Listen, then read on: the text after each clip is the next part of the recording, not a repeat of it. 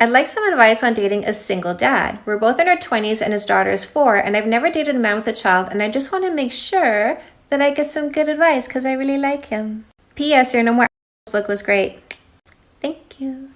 All right, so single dads can be absolutely amazing, but also the most difficult kind of man to date. If they are good fathers, they take very good care of the mother of their children. Why? Because they know her happiness trickles down to his kiddos, and he is very focused on the contentment of his children. So first of all, do respect his time. Don't be upset if he chooses to hang out with his kid over you. He will do that if he's a good dad, because he wants to make sure he gets in that quality time. Also, never diss the baby mama, even if he proceeds to tell you why it didn't work and why she was maybe a... Okay, this is some of the most lopsided, terribly biased advice I have heard about single fathers when this coach said if they are good fathers, they take very good care of the mother of their children. That right there is language that automatically places the fault on the father. I am sorry, sister, but there are way too many women who weaponize the children against the father in our Western culture, mostly one-sided family court system, and to give advice that bases a single father's new relationship on the status of his ex-wife or baby mama is, in my opinion, very detrimental. But as I have noticed before, female dating coaches usually advise that the fault and bulk of the work is to be shifted on the man in the relationship. I have to ask, if his baby mom's relationship with him is a rocky one, why automatically place the responsibility on him to treat her as if it's all his fault? Nope. No matter what a man says, a woman can still speak ill about him to his children. But I guess that's not a factor in this advice, is it there, coach? No. Moving on. What is the craziest thing that you've ever done to get some... I'm a little... I've drove like 4 hours for some before. Really? I've hopped on a flight for some before. I've had crazy places for Like where? I've have in a football announcement, like the press box area. I've done one of those. Were you announcer? No, not the announcer. One of the players. Oh, what team? This was back in college. So the Bobcats, Ohio University. Oh, at Ohio University. Yeah, this was back in college. And like those bounce houses that you like blow up and jump in, those are fun.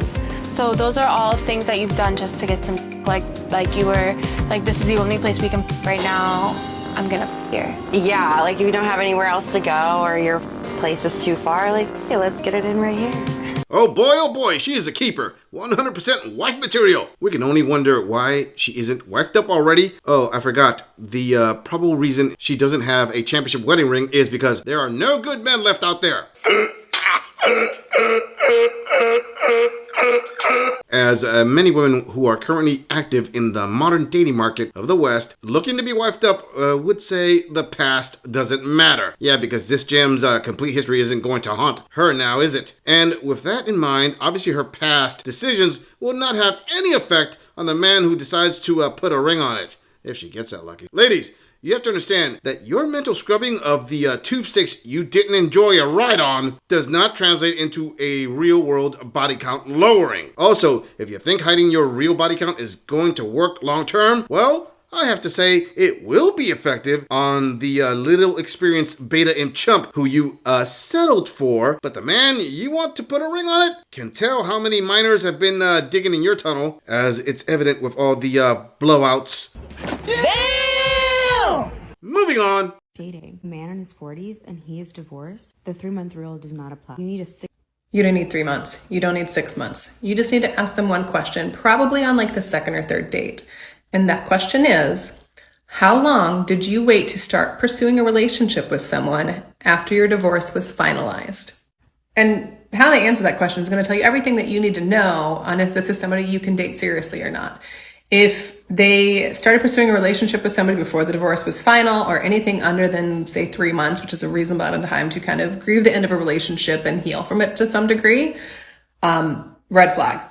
On the other side of it, if they are, 4 or 5 multiple years out from the divorce and they have never pursued an actual relationship with somebody, Also a red flag, because they're not looking to date seriously, they're looking to date for fun. Wow, this dating coach has got the divorce red flag down to a timeline science. She didn't even calculate time of separation before divorce, financial status of the man upon divorce, commitments he would have to fulfill from the divorce, SMV of the divorced man, possible career commitments of a divorced man, extended traumas from the divorce he is dealing with. Nope, forget all that jazz. She's gonna slap a red flag label based on months and years. Ladies, I get the further past the wall you are, the more you want to get a serious relationship with a championship wedding ring with all the retirement benefits that come with it from a guy who isn't a dusty. But you have to understand, since he is the one who has to risk his assets, that means he is the one looking out for red flags. Okay, let me put this a different way. No matter how many red flags he may have, if you are over the age of 30 and have been in multiple failed relationships up to that point, you are viewed as a literal walking red flag. Fatality. Flawless victory. Moving on. It's kind of wild, reflecting back on interactions I've had over the last couple of years, and realizing that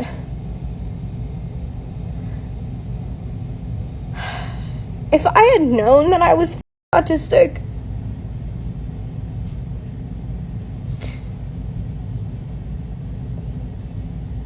why am I trying to rationalize other people's behaviors at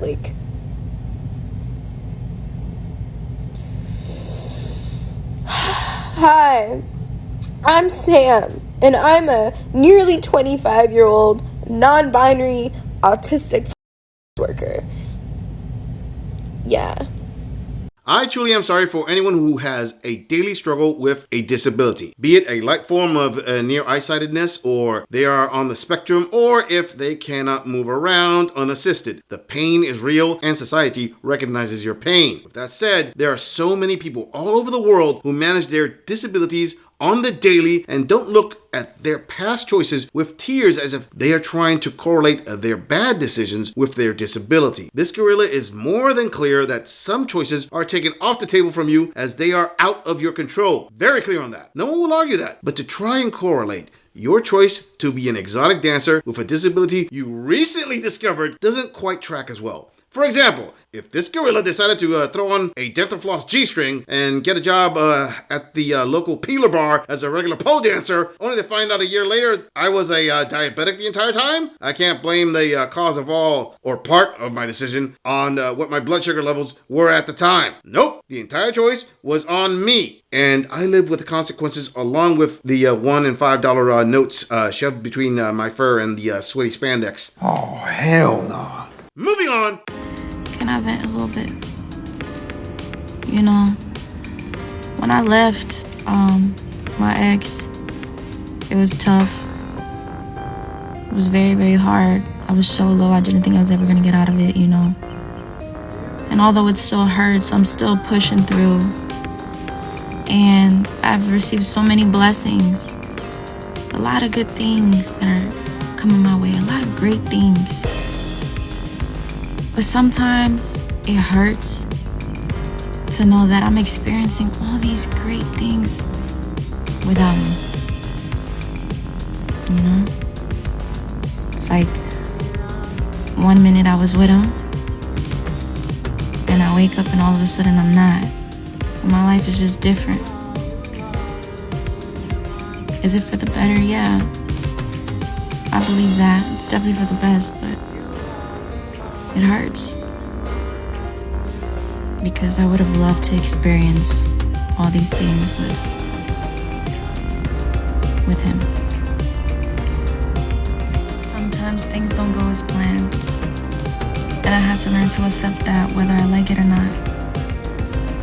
But I do believe that one day it all makes sense. You know, I don't want to say this young queen regrets breaking up with her ex completely, but then more than likely, one of my male viewers will point out in the comments that if she had zero regrets, she would not have even bothered making this video. I mean, I will admit, it is absolutely possible her ex was a toxic individual that she had to let go. But let's face it, if he was a toxic man, she would not be this broken up about it, and she would not even give him the rent-free space in her head. We don't know the details of her past relationship, but we can clearly see there is a part of her that wants him back. Basing off only the information from this video, I can assume she is suffering one of the stages of being alpha widowed. A few clues are, she is thinking of him. It doesn't seem like the breakup was violent. She does claim it was for the best, but it still hurts. Sorry ladies, but my male viewers will say this is what happens when she was with a guy who was laying down some prime grade A meat, not the average guy with a medium thrust game. If anything, her ex could have his next conquest lined up already. Maybe he was not monogamous and that is the reason she left him. Again, we can only speculate, but the reality is when an attractive young woman is thinking about you, that means you laid down some wicked pipe on her and she knows she will not get that again for a very long time. I mean, she's basically telling everyone the pain of absence. It just makes everyone wonder how full he made her. I can feel him running through my veins. He's still in me. Moving on. When I came out as a lesbian and started dating women, my tolerance for hearing about how men can get away with doing the absolute bare minimum in their relationships and be praised for it, it just like went way down. It went to zero. Like, my tolerance for hearing about women who do 90% of the household chores and labor, I can't tolerate listening to it anymore. I don't even live with my girlfriend, but when we go to each other's places and if there's like a meal being cooked, we both help out 50-50. We both help with cleaning up. If I cook, she cleans. If she cooks, I clean. A few weeks ago, we were having guests over at her place and we both cleaned her house together. I've had many instances in the past where I've been dating men and I would go over to their place and clean it for them because it was so disgusting. And again, I know I'm not the only woman who's been through this when they're in a relationship with a man. Or when men are like, oh, just tell me what to do and I'll do it. As if they can't tell that the trash is full. Or as if they can't see that there is dust and food on the floor. They need us to tell them that it's there and ask them to clean it up. One time I went to work and my girlfriend stayed at my place and worked from home for my place for the day. And when I came home, she had unloaded my dishwasher and vacuumed my floors just because she noticed that they needed to be done. And then I just hear about women like celebrating the fact that their husband finally put down the toilet seat or like finally took out the trash without being asked. And I'm like, oh, the bar is so low for men. I don't believe I heard you correctly.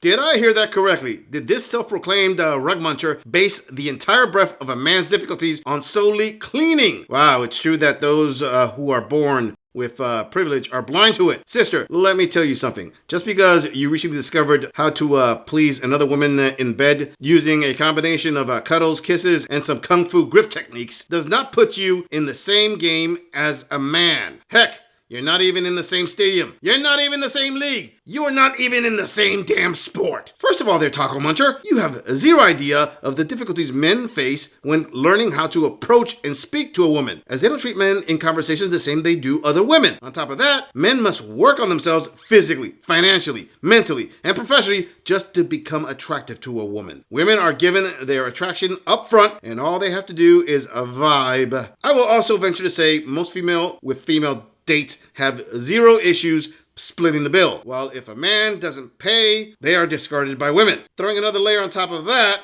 little party, is the fact that men are expected to do several jobs in a relationship women will not have to do. Oh, like provide security, pay the bulk of the bills, constantly chase and validate a woman's feelings, maintain all the vehicles, do the maintenance of the home, maintain the lawn, pay for the vacations, and lead the relationship. Sister, just because you decided to exchange a sour cream filling for moist taco shell rubbing does not change any of what a man has to do. Your delusional definition of cleaning the minimum for a man is laughable. But you do you, princess. If women are always right and men are so bad, which one of you is going to do all those manly things and which one of you is going to be in the wrong? I give you 2 claps and a Ric Flair. I'm just saying, if you enjoy this audit, click on the video in the end screen for more content. If you would like to support the channel, please follow the link in the description to donate to our beer fund, or like, subscribe, and share this video on other social media platforms. If you agree or disagree with anything about this audit, please let us know in the comments. I'm going to leave this audit right here. I'll see all of you in the next episode.